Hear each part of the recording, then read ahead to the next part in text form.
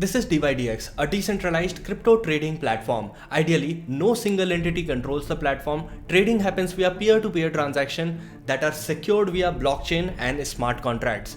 But on 8th December 2021, this happened. Due to a major AWS outage, DYDX exchange is currently down. We are experiencing greater latency across services and impaired functionality with endpoints not working. And the website is not loading. In decentralized networks, there are multiple nodes having the same exact data, so that even if few nodes go down, there are other nodes serving the data and keeping the network active. Then what happened with DYDX? Just to clarify, I love DYDX. I love the services they offer, and they are not the only one. This is just an example, and there are multiple other decentralized applications which use centralized giants like AWS to host their data. Although blockchains are decentralized, the way we access those blockchains using these decentralized application, that itself is hosted on centralized platform, and that's the issue. In fact, just this year, a $624 million hack on Ronin network happened, which is one of the largest hacks ever in crypto. And the primary reason for this hack? Centralization. Although there were 9 different validators, but 5 of those validators were commanded or at least controlled by one single entity. So the majority was again one single entity, which was hacked. You can read more about this hack, link is in the description. Using centralized servers is like putting all your eggs in one basket and giving that basket to some stranger. Why would you do that? There are 3 major reasons why centralized servers are so vulnerable compared to decentralized networks. 1. Centralized servers are relatively easier to hack. There is just one single entity which you need to hack. Once hacked, the entire platform goes down. Second, centralized servers are prone to censorship, because the government or any other entity who can enforce law on that particular entity can say shut down your operations, and they have to. And third, the centralized company itself could be corrupt and misuse your data. Even after I have listed down so many issues with centralized servers, you might ask, why are we still using this centralized thing? The major reason for this is speed and efficiency. We don't want our 8K videos to lag. We don't want our gameplays to lag or the videos to lag. We also want a centralized person whom we can contact through the customer care and say, these are the issues, can you please solve or reset my password? This is where an amazing solution came into existence. Interplanetary file storage, or IPFS, which combined the efficiency of centralized system and security and decentralization of decentralized systems. Their goal is to decentralize the entire web through peer-to-peer transactions. It's kind of like BitTorrent, but way cooler. Let me try to explain. In centralized system, whenever you request for a data, you actually request that, okay, give me whatever data there is in an address and give an address. Let me give you an example. Suppose there is an image which you want to retrieve and display on your website.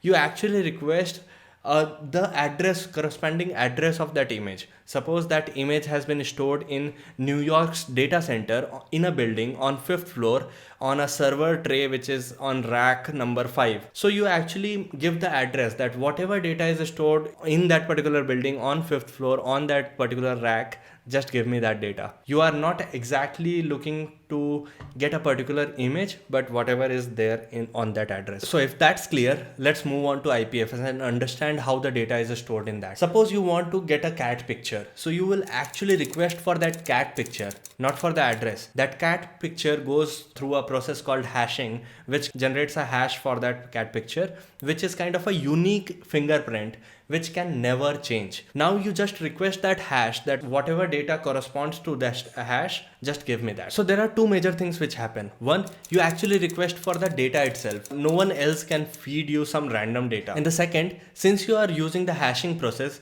even a minor change in the data, suppose you have a 150 long PDF and you just change one comma or one apostrophe or one space, the entire hash will change. So you are absolutely sure that the data has not been tampered with. So it gives blockchain-like security in a decentralized manner, and that's the beauty of IPFS. But again, what happens if few of the nodes which contained your data just go offline or just don't respond? That's when IPFS team created Filecoin, a blockchain on top of IPFS to ensure that there is always data evenly distributed amongst the nodes, and there is always a certain minimum number of copies available at all time for any data.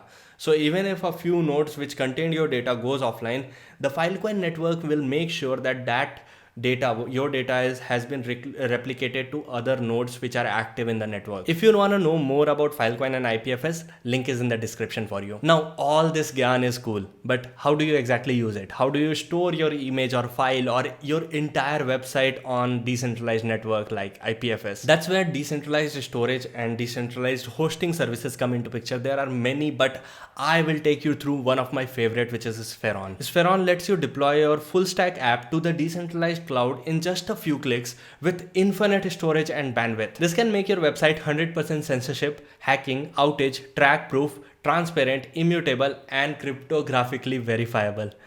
Damn, that's quite a lot. And it's literally simpler to deploy using Spheron than to decide what exactly I'm gonna order for dinner. So to get started, I have created a simple React website, hosted it on a public repo in GitHub, and let me take you through the demo. So this is the website which I have created. It's a simple one-pager website, and let's go to the Spheron's website. Here you can see all the different details and benefits they offer. For our example, let's go to the deploy now button, connect your GitHub, and you will land on this page. Hit the new project button so you can connect your repository either from GitHub, GitLab, or Bitbucket. For our example, we'll choose GitHub. Since I have already created multiple organizations, so I will just select my organization which has not been added. So just click on the drop down, hit the plus icon, and you will get an authorization part. So here I just want to select my desired repositories. I am not showing the authorization step. It's just you have to enter the password. RV, Skynet, Filecoin, all these are different decentralized storages. For our example, we are using Filecoin. This is the last step where you choose the branch. My branch is main, and there are different types of apps.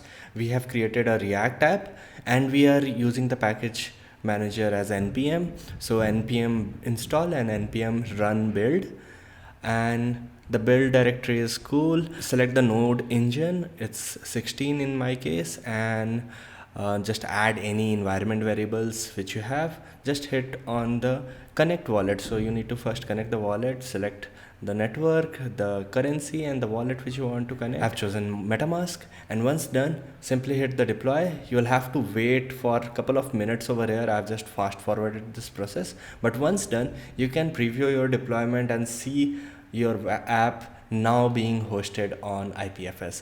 There is also this custom link which has been created for you. So enjoy using this. You can share this with anyone, and you can see if you are on a Brave browser, you can see this IPFS to see more details. And as we can see, the website is responsive as well. So now let's make some edits and see what happens. So I'm making a simple edit on README, and I just push it to my GitHub. Now you can see the repo reflects the changes. As and when we do this, the Spheron app will automatically start deploying this. It's already deploying, and once you wait for a couple of seconds or minutes, the app is again deployed. And if you want to change this, just go to your build settings. Under the deployment section, you have to deactivate. I deactivated both of them. Now let's make the changes again, and this time it will not automatically fetch, so we'll have to again redeploy. This is the redeploying process. I have fast forwarded it, but once you redeploy it, see, now the changes are being reflected again.